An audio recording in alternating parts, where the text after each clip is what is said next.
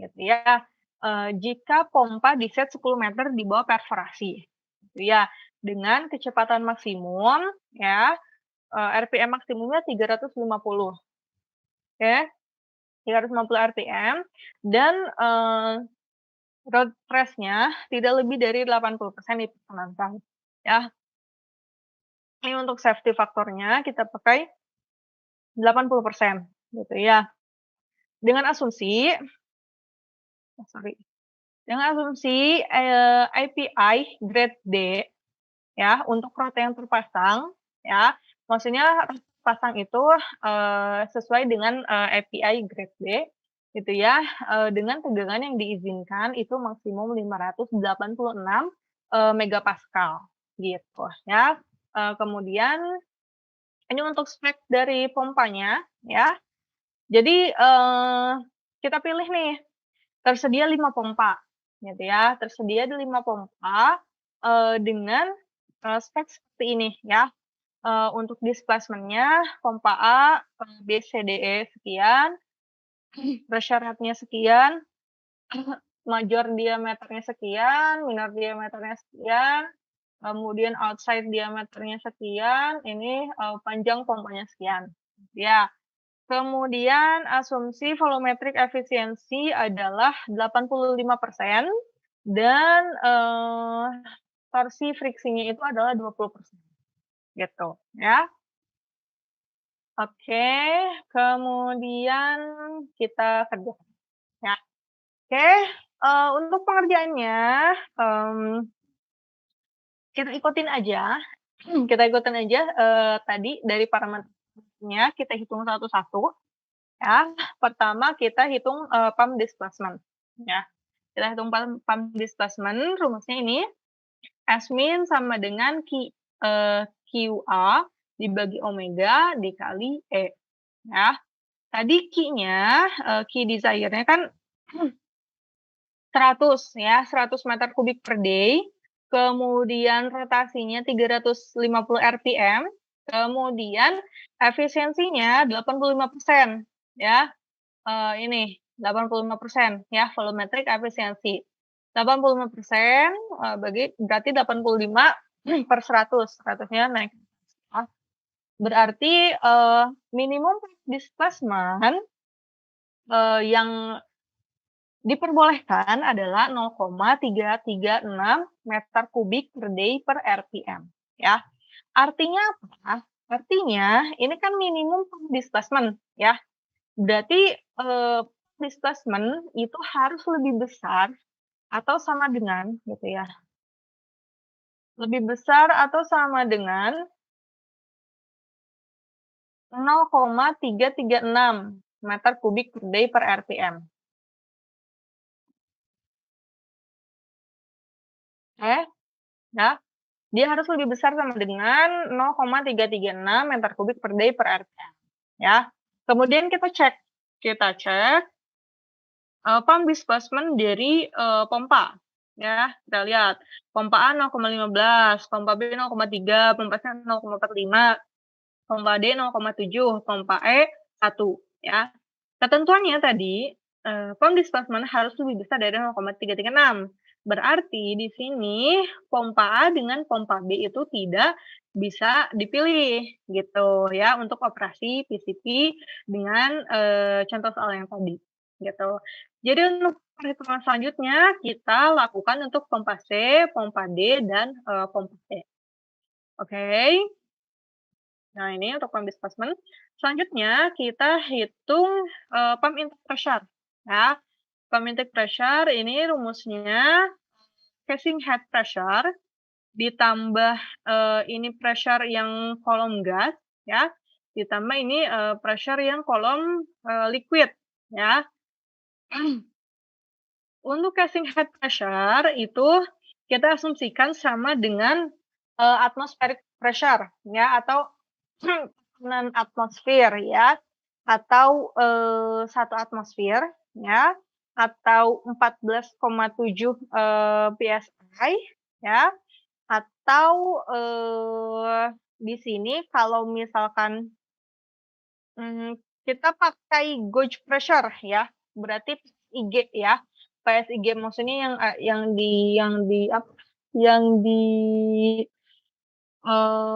alatnya ya, yang di alatnya.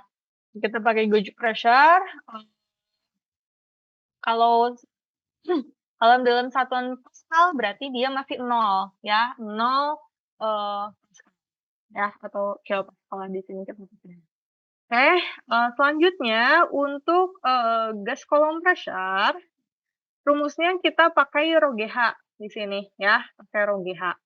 Nah, ini untuk rho-nya itu, di sini diketahui ya, 0,8 dalam satuan kilogram per meter kubik. Ya, per meter kubik, benar. Kemudian, G-nya ini adalah gravity, karena kita persatuan SI, berarti gravity-nya adalah 9,81 meter per second kuadrat, ya. Kemudian untuk gasnya, ya kita lihat dari, ini, kedalaman pompa, ya, dengan, fluid level, ya. Tadi dibilang bahwa, kedalamannya ya, kedalaman sumur, bukan kedalaman sumur, kedalaman perforasi di sini ya, adalah 1000 meter, ya, 1000 meter. Kemudian, eee, pompanya di-set 10 meter di bawah perforasi, ya kan. Berarti setting depth-nya adalah 1010 meter, ya. Kemudian, fluid level-nya adalah 600 tadi, ya. Fluid level-nya 600. Berarti kan, fluid level itu 600 dari permukaan, gitu kan. Berarti dari surface atau dari kedalaman 0 ya, kedalaman 0 meter sampai dengan kedalaman 600 meter, itu kan dia terisi oleh gas, ya, maksudnya dia kosong gitu, kosong. Kemudian dari kedalaman 600 sampai dengan kedalaman 1010 itu diisi oleh fluida, gitu kan. Berarti gas kolomnya adalah, yang tadi 600 meter gitu, 600 meter karena dia nggak ada fluida kan, nggak ada fluida.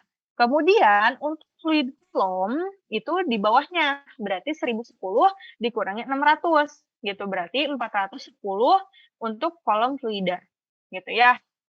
Jadi tadi ini untuk, menghitung, gas column pressure, itu kan berarti dia adalah ada di sini, bukan kedalaman, apa ya, bukan ketebalan, bahasanya tinggi gitu ya, gas kolomnya. Gas kolomnya berarti adalah 600 meter, gitu ya. Sehingga dihitung, didapatkan adalah 4.700 pascal. Atau di sini kita bulatkan menjadi 5 kilopascal. Gitu. Oke. Kemudian, untuk selanjutnya kita hitung liquid column, pressure ya. Rumusnya masih sama, pakai rho GH ya, pakai rho GH. Nah, ini untuk, rho dari liquidnya, kita lihat di sini diketahui API gravity ya, API gravity-nya adalah 12 derajat, ya. 12 derajat. Kemudian, untuk rho-nya, ya, untuk mendapatkan rho-nya berarti kita hitung SG dulu. Kita hitung di sini, saya tulis ya. Jadi dari rumus, API, gravity bisa dapat, bisa dapat angka spesifik gravity-nya, ya kan. Kita bentar. Kita bisa dapat, nilai spesifik gravity-nya, kan derajat API itu adalah 14,5 dibagi SG min 131,5 gitu kan. Berarti, SG-nya bisa kita dapat tuh dari situ, ya kan. Nah, kemudian, mmm, eee,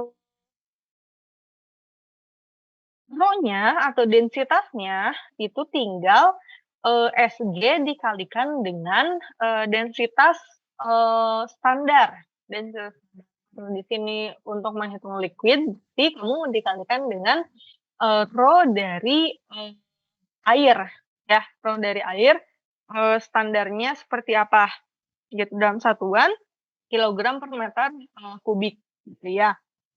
Oke.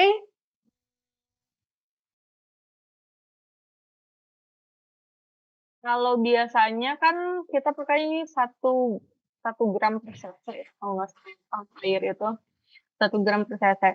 Nah itu nanti, kalian tinggal kalikan, gitu ya. Sehingga didapatkan di sini dari liquid kita adalah 984 kilogram per meter kubik, gitu ya. Kemudian dikali gravity, gravity-nya masih sama 9,8 meter per second kuadrat. Kemudian kolom liquidnya tadi ya, yang ini 410 gitu, sehingga didapatkan, apa, liquid column pressure-nya ini ya 3 juta Pascal atau, dalam satuan kilopascal itu 3.950 gitu. Sehingga pump intake pressure-nya tinggal dijumlahin, 0 tambah 5 tambah 3.956. Jadinya 3.963 kilopascal gitu. Oke, kita sudah dapat pump pressure. Selanjutnya kita hitung pump discharge, pressure ya. Pump discharge pressure, di sini rumusnya tubing head pressure ditambah, liquid anular ya, yang anularnya, anular, liquid column pressure, eee, sorry, yang anular itu yang pump intake ya, yang anular itu yang pump intake, yang ini yang masuk pompa ya, masuk pompa. Kemudian ditambah pressure loss ya, pressure loss-nya sepanjang, tubing ya. Oke, kemudian kita masukkan tubing head pressure-nya, ini diketahui 1.500 ya. Kemudian untuk liquid column pressure-nya masih sama ya, rumusnya rho GH ya. Untuk rho-nya kan masih sama nih, fluidanya 984, gravity masih sama 9,81. Nah, untuk liquid volume-nya ya, karena kan kita hitung yang masuk ke tubing ya, kita hitung yang masuk ke tubing. Nah, di sini kamu hitung untuk, beberapa pompa gitu ya. Karena tadi pompa A dengan pompa B sudah tidak dipilih, kita, eee, hitung untuk pompa C, pompa D, dan pompa E, ya. Yang pertama ini kita hitung dulu contohnya untuk pompa C, ya, pompa C. Nah, kita lihat, tadi kedalamannya adalah 1.010, ya kan? 1.000 untuk kedalamannya, ditambah, setting pompanya 10 meter di bawah perforasi, berarti 1.010 ya. Kemudian, untuk panjang dari pompanya, pompa C itu kan 8 meter ya, berarti 1.010 dikurangi 8, berarti 1.002 meter. Nah itu menjadi, kolom liquid yang kita masukkan, gitu ya, 1.002 meter. Gitu. Berarti kalau untuk pompa lain, pompa D berarti 1.010 dikurangi 12 ya. Kalau pompa E 1.010 dikurangi, 10 gitu ya. Oke. Mmm, sehingga didapatkan liquid pressure-nya adalah 9.673 kilo ya. Kemudian lakukan untuk pompa yang lainnya, contohnya untuk pompa C. Oke. Nah, kemudian untuk pressure loss ya, untuk pressure loss-nya, ini sebetulnya ini kan saya dapat, contoh soalnya dari itu dari ISP ya, mmm, dari SPI, sorry, SPI. Nah, di sini dia nggak dijelaskan nih, dia pressure loss-nya ini terkait persamaan gitu ya. Jadi, apa namanya, ini udah jadi gitu, udah jadi angkanya.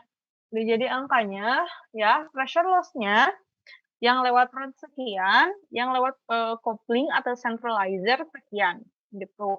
Jadi, kalau misalkan nggak diketahui, nanti bisa pakai persamaan, pressure loss yang banyak ya, banyak, misalkan April, ya dari rumus Hagedorn and Brown, nah itu bisa kamu, gunakan, gitu.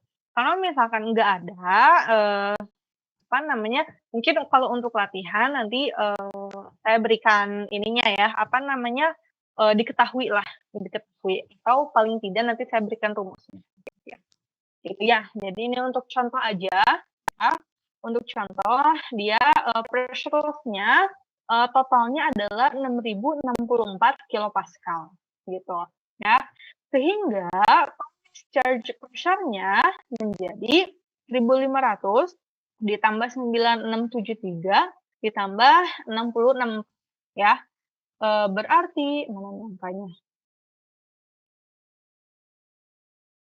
Discharge pressure-nya ini 17.237 ya. Nih, discharge pressure-nya ya dijumlahin. Mmm.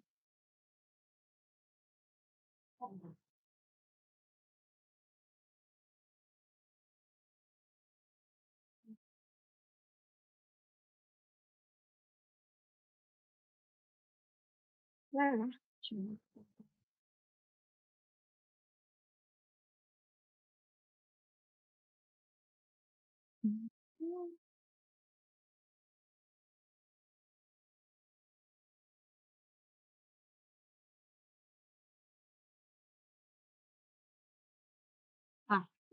oke 17.000 ya, betul. 17.237 ya. Nah, ini sekalian ngitung pump differential, pressure-nya ya atau net lift pressure ya. Net lift pressure-nya itu adalah, discharge pressure dikurangi pump intake pressure ya. Tadi pump discharge pressure-nya itu, dihitung dari sini ya 17.000, kemudian pump intake pressure-nya itu 3.900 ya, sehingga didapatkan net lift pressure-nya adalah 13.274 kilopascal. Ini untuk pompa C, ya, pompa C. Kemudian kamu hitung lagi untuk pompa D dengan pompa E, berapa gitu ya. Tadi kan ada yang perbedaannya itu di sini ya, di, liquid column, pressure-nya beda gitu. Sebetulnya mungkin untuk pressure loss-nya, sama aja sih karena rod-nya ya, rod-nya itu yang dipakai gitu. Jadi yang beda cuma pompanya aja. Jadi, nanti kamu lihat lagi ya, untuk pompa D dengan pompa E berapa net lift pressure-nya. Kalau di sini sudah didapat untuk pompa D yaitu 13.234 kilopascal, pompa E 13.254 kilopascal. Nah, kemudian, dari net lift pressure-nya kita lihat dengan si spek pompanya. Oke, nih pressure rate dari pompa C 18.000, pompa D 15.000, pompa E 12.000 ya. Tadi net pressure-nya nah,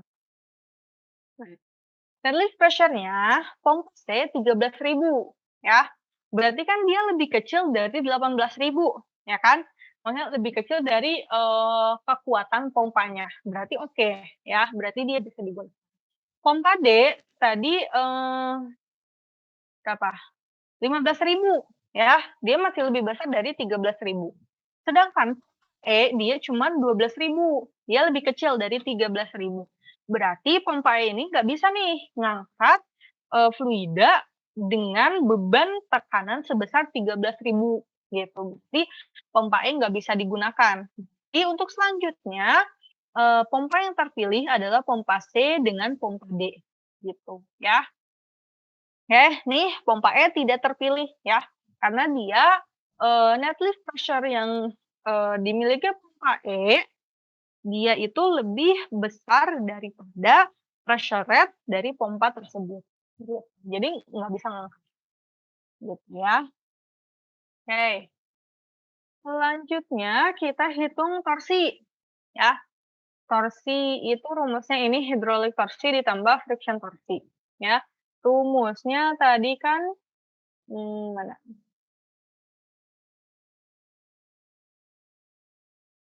Eh, Nah, C dikali S dikali, net lift pressure, ya. T-nya 0,111, karena kita pakai satuan FI. Oke.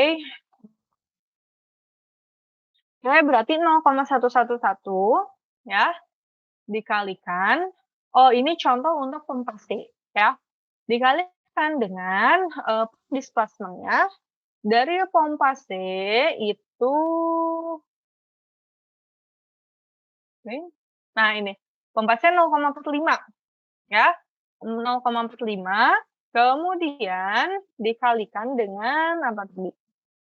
Kalikan dengan net lift pressure-nya. Net lift pressure dari pompa C tadi itu 13.274 ya. Oke, 13.274 ya. Jadi ini nanti disesuaikan.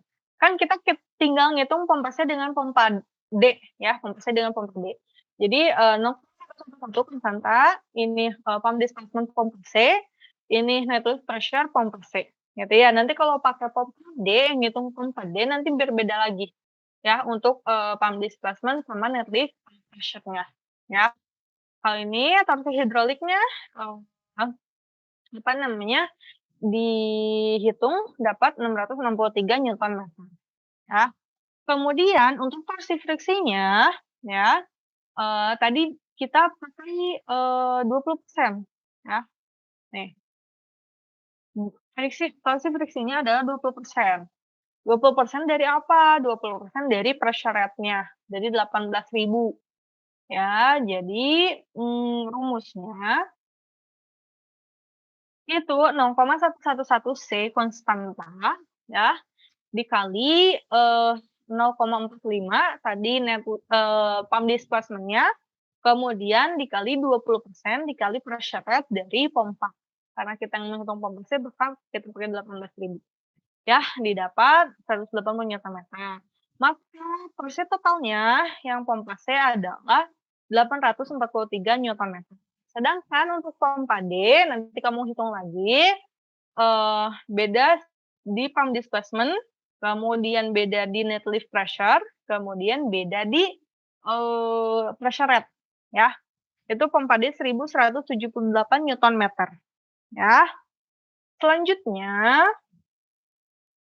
kita hitung axial load, ya. Kita hitung axial load, rumusnya ini, ya, Fp ditambah sigma Fw dikurangi sigma Fq.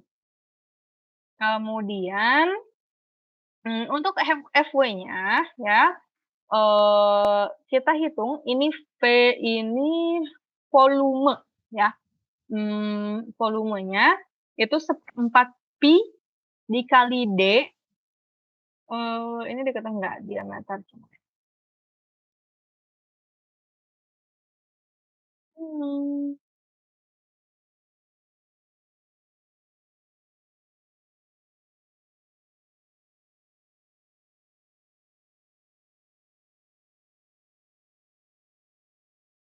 enggak diketahui, bukan maksudnya harusnya diketahui ya, tapi enggak ditulis.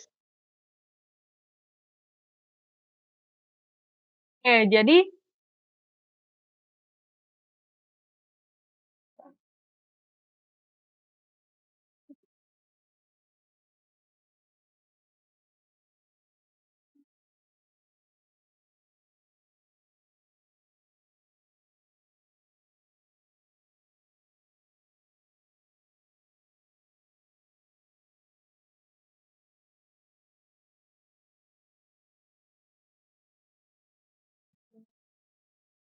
diameter tidak ada yang diketahui, berarti Itu rod string diameter ya seharusnya. Oke. Jadi ini adalah nih ya, diameter rodnya ya, pasti dikali, diameter rod, ini harusnya, diketahui ya, maksudnya ini diketahui jadi tapi nggak ketulis gitu ya, 0,0254 meter kuadrat dikali dengan ini adalah, panjang rodnya. Panjang rodnya itu, eee, ini kan ini contoh perhitungan untuk pompa C ya, contoh perhitungan untuk pompa C. Tadi kan, kedalamannya 1010 dikurangi dengan panjang pompanya itu, 8 ya, tadi kan udah dibahas. Jadinya tinggal 1002 meter untuk panjang rodnya ya, dikali dengan 77 ini adalah berat jenis ya, berat jenis dari, baja ya, rod yang kita pakai. Ya, dari baja itu 77 kilonewton per meter kubik, gitu. Jadi sehingga didapatkan sigma Fw-nya adalah 39,1 kilonewton. Oke, untuk Fp-nya tadi rumusnya adalah C konstantanya dikali discharge pressure dikurangi pump intake pressure dikali 0,6 dikali 2, diameter rotornya kuadrat, ditambah 13 dikali eccentricity kali diameter, kemudian ditambah 16 eccentricity kuadrat dikurang diameter pump discharge pressure dikali diameter rod string kuadrat, ya. Nah, kemudian di sini, apa namanya, diketahui ya rumusnya. Diameter mayor sama dengan diameter minor ditambah 2 kali eksentrisitas. Ya, jadi, D mayor sama dengan, D minor ditambah 2E, gitu ya. Jadi, kita bisa hitung eksentricity-nya ya untuk pompa C dengan pompa D. Ya, jadi, di sini kan diketahui untuk diameter mayor dan diameter minornya ya. Diameter mayor dengan diameter minornya diketahui, kemudian kemudian bisa dihitung eksentrisitas ya. Didapat untuk pompa C 8,5, untuk pompa D, 7 gitu ya. Sehingga didapatkan dengan, asumsi, gaya angkatnya diabaikan 0 ya, maka beban aksialnya, adalah pompa C 86, pompa D 93 newton, gitu. Jadi, mungkin nanti kalau kamu mau nanti dihitung lagi aja, gitu ya, dihitung lagi aja. Nah, kemudian, ini terakhir mungkin ya, kita menghitung stres, ya, stres yang dibebankan kepada pompa dan truknya, ya. Ini rumusnya, ya, C1 dan C2 diketahui, ya, kemudian, Fr ya dan, Tr-nya sudah kita hitung tadi, ini Pi, 3,14 kemudian ini diameter rod string-nya, ya. Kemudian kamu tinggal masukkan aja untuk pompa C dengan pompa D yang sudah dihitung ya, sehingga didapatkan, pompa C, itu stresnya adalah 484 megapascal, sedangkan pompa D 660 megapascal. Gitu. Artinya apa? Artinya itu maksudnya tegangan maksimum yang dibebankan kepada pompa tersebut, ya. Nah, kemudian tadi diketahui bahwa, untuk, eee, Rotenda API grade D itu, tegangan maksimumnya adalah 586 megapascal, gitu, ya. Nah, kita lihat kalau kita bandingkan untuk pompa C, 84 dibagi 586 itu ada 82% gitu. Sedangkan, eee, kalau pompa D itu kan kita dapat, 660 ya, dibandingkan dengan 586 itu adalah 112%. Artinya, kalau pompa D ini udah pasti dia nggak bisa digunakan, karena dia melebihi batas maksimum, rot apa, batas maksimum tegangan yang diizinkan, ya. Sedangkan untuk pompa C, ya, pompa C itu kan 82%, tapi tadi kita pakai safety factor-nya 80%. Ya. Road trip tidak lebih dari 80%, kita pakai safety factor 80%. Jadi tetap kompaknya juga tidak bisa gitu. Jadi, dari, contoh soal yang ini ya, tidak ada pompa yang bisa kita gunakan gitu. Mungkin kesimpulannya tetap gitu ya, menggunakan pompa C oke, nggak apa-apa, saya gunakan pompa C dengan, apa, stres yang diizinkan tadi 82% okelah gitu. Atau misalkan kita kurangin nih key desire-nya gitu ya, bisa kita kurangin atau RPM-nya mungkin bisa kita kurangin, kemudian kita, redesign ya. Mungkin itu untuk, contoh soal ya dari, desain, PCP ya, desain dari PCP.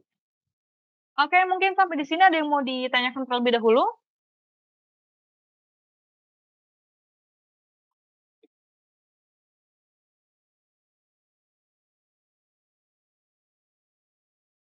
Nggak ada?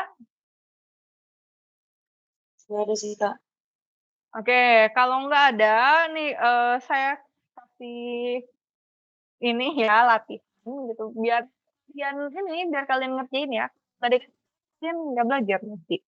Oke, untuk kalian belajar gitu ya, silahkan coba dikerjakan kembali soal yang tadi gitu, kemudian tapi ganti key desire-nya 50 meter kubik per day, kemudian kedalaman perforasinya 900 meter, kemudian asumsi, pressure loss, di rod-nya itu adalah 5.000 kilo gitu ya. Kemudian silahkan dikerjakan, tugasnya, dituliskan, nanti dikumpul via GCA. Untuk, deadline-nya minggu depan ya. Coba kalian gampang ini tinggal ngikutin aja perhitungannya, kalian bisa sekalian latihan nanti ya, eee, nanti UAS gitu kan, nanti bakalan ada, ya soal kayak gini ya. Oke, mungkin itu. Untuk perkuliahan hari ini, ada yang mau ditanyakan lagi dulu sebelum kita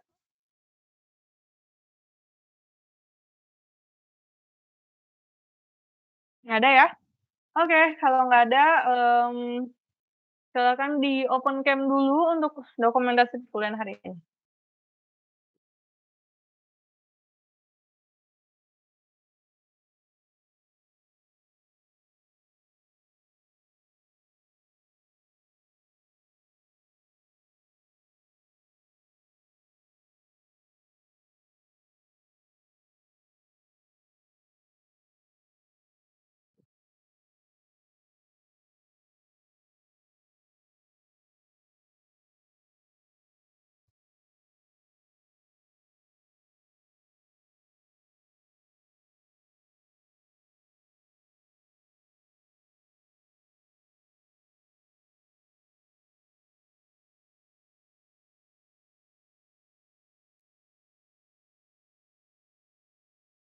Mana nih?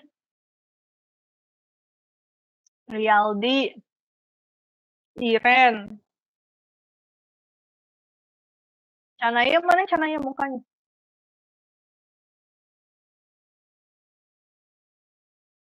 Anda,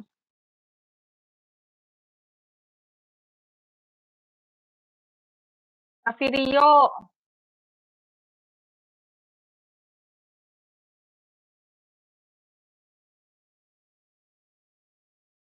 kamera saya error, kenapa nih?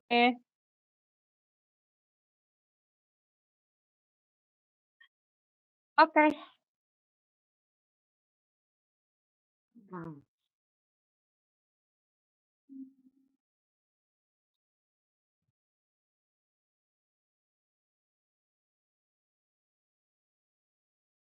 Eh, salah, ini kelas apa sih?